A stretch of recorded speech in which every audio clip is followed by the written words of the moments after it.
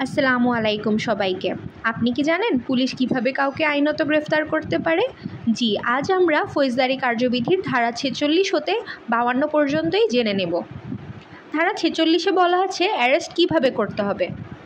Arrest করার সময় যে ব্যক্তিকে অ্যারেস্ট করতে হবে সে ব্যক্তি যদি সহজে আত্মসমর্পণ না করে তাহলে পুলিশ কিন্তু তাকে স্পর্শ করতে পারবে এবং আটক করতে পারবে।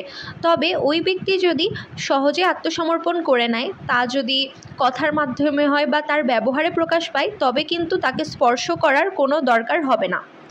যদি ওই ব্যক্তি বাধা দেয় বা পালাতে চায় তাহলে প্রয়োজনীয় বল প্রয়োগ করা যাবে। ধারা 46-এ একটা রেস্ট্রিকশন বা লিমিট দেওয়া আছে।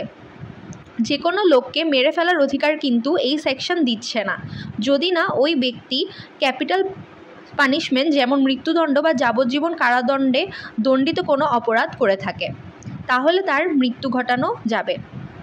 ধারা 47-এ কী বলা হয়েছে?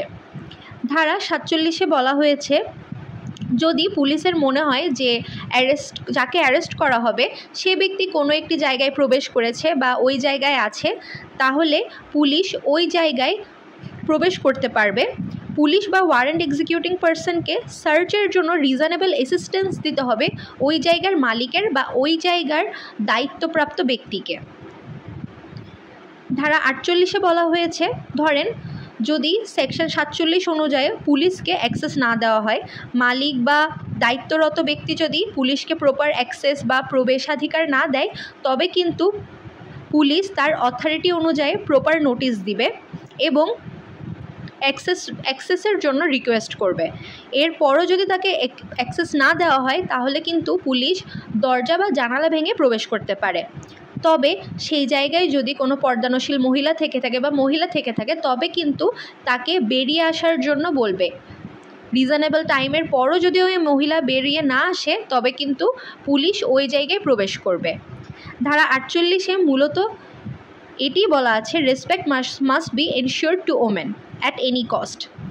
সেকশন 49 ধরেন পুলিশ ওই জায়গায় প্রবেশ করে ভেতরে আটক হয়ে গেলেন, তবে পুলিশ কি করবেন? যদি পুলিশ বা অন্য অথরাইজড পারসন কোনো প্লেসে ঢোকার পর ডিটেইনড হয় তাহলে সেই লোক নিজেকে বা অন্যকে মুক্ত করার জন্য দরজা বা জানালা ভেঙে ফেলতে পারে। It is fully lawful.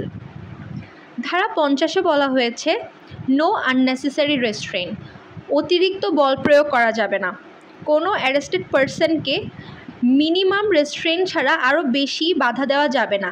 যে পরিমাণ বাধা দরকার ওই পরিমাণই বাধা তাকে দেওয়া যাবে, সে যাতে পালাতে না পারে।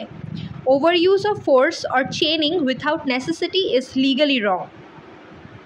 ধারা 51-তে বলা হয়েছে অ্যারেস্ট যখন ওয়ারেন্ট সহ করা হয় এবং ওয়ারেন্টে বেল অপশন নাই বা বেল অপশন থাকলেও অ্যারেস্টেড পারসন বেল দিতে পারছে না, তখন কিন্তু পুলিশ তাকে সার্চ করতে পারবে। সার্চের সময় পুলিশ তার প্রয়োজনীয় পোশাক ছাড়া অন্যান্য যেসব জিনিস আছে সবই কিন্তু সেফ কাস্টাডিতে নিতে পারবে এবং যা তিনি প্রপার সেফ কাস্টাডিতে নিয়েছেন তার জন্য তার একটি প্রপার লিস্ট তৈরি করতে হবে।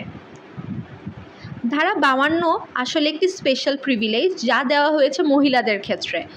ধারা 52-তে বলা হয়েছে মহিলাদেরকে সার্চ করার ক্ষেত্রে কিন্তু অবশ্যই মহিলা অফিসার দ্বারা করতে হবে। এটিই ছিল ধারা 46 হতে 52 ধারার আলোচনা।